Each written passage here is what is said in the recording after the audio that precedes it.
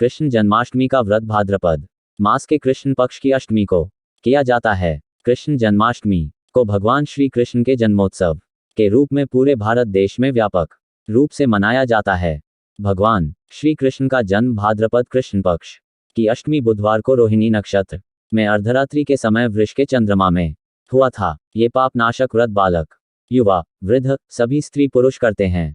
इस दिन कृष्ण जन्माष्टमी का व्रत किया जाता है और जन्माष्टमी की कहानी सुनी जाती है। इससे पापों का नाश होता है और सुख सौभाग्य में वृद्धि होती है। इस पोस्ट में हम जानेंगे जन्माष्टमी व्रत विधि और जन्माष्टमी की कहानी के बारे में। इसके लिए सप्तमी के दिन हल्का एवं सात्विक भोजन करना चाहिए। अगले दिन अर्थात अष्टमी को उपवास के दिन प्रातःकाल स्नानादि से निवृत्त होकर भगवान सूर्य, सोम, काल, संधि, भूत, पवन, दीपाल, भूमि, आकाश, खेच, अमर और ब्रह्मा जी को प्रणाम करके पूर्व या उत्तर की ओर मुख करके बैठते हैं। इसके बाद हाथ में जल, फल, कुश, पुष्प और गंध लेकर निम्न मंत्र से संप करते हैं। ममखिल पाप प्रशमन पूर्वक सर्वाभीष्ट सिद्धये श्री कृष्ण जन्माष्टमी व्रतमः करिष्ये। मध्याह्न के समय काले तिलों के जल में स्नान कर देवकी जी के लिए सूतिका ग्रह नियत करें। उसे स्वच्छ और सुंदर करके उसमें सूतिका के उपयोगी समस्त सामग्री यथास्थान रखकर श्री कृष्णा और देवकी की छवि स्थापित करें। साथ ही लक्ष्मी जी का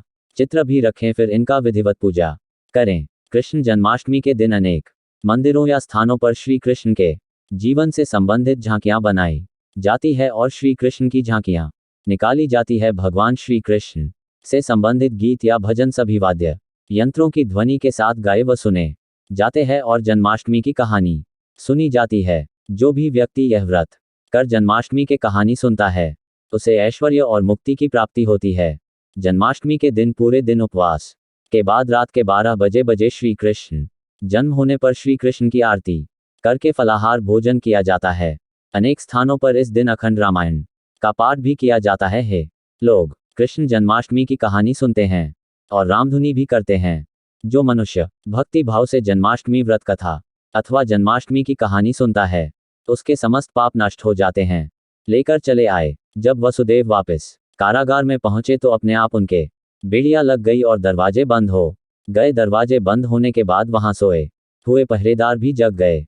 हथकड़ियां लगने के बाद कन्या रोने लगी। तब जगे हुए पहरेदारों ने कन्या का रुदन सुनकर तुरंत कंस के पास खबर भेज दी कि देवकी का 8वां पुत्र जन्म ले चुका है। ये सुनकर कंस तुरंत दौड़ता हुआ आया। जब कंस ने कन्या को हाथ में लेकर पत्थर पर पटकना चाहा तो कन्या हाथ से छूटकर आकाश में उड़ गई और साक्षात देवी के रूप में प्रकट होकर बोली, हे कंस, तुम्हें मारने वाला तो गोकुल में पहले ही पैदा हो चुका है। पापी कंस अब वही तुम्हारा वध करेगा। यही भगवान बड़े होकर अकासुर और तारकासुर तथा कंस जैसे क्रूर राक्षसों का वध कर पृथ्वी तथा भक्त जनों की रक्षा की। यह थी जन्माष्टमी की कहानी। जन्माष्टमी की कहानी। कृष्ण जन्माष्टमी की कहानी सुनने के बाद भगवान श्री कृष्ण जी की आरती करें और हम आशा करते हैं कि आपको कृष्ण जन्माष्टमी की कहानी, जन्माष्टमी की कहानी पसंद आई होगी। धन्यवाद।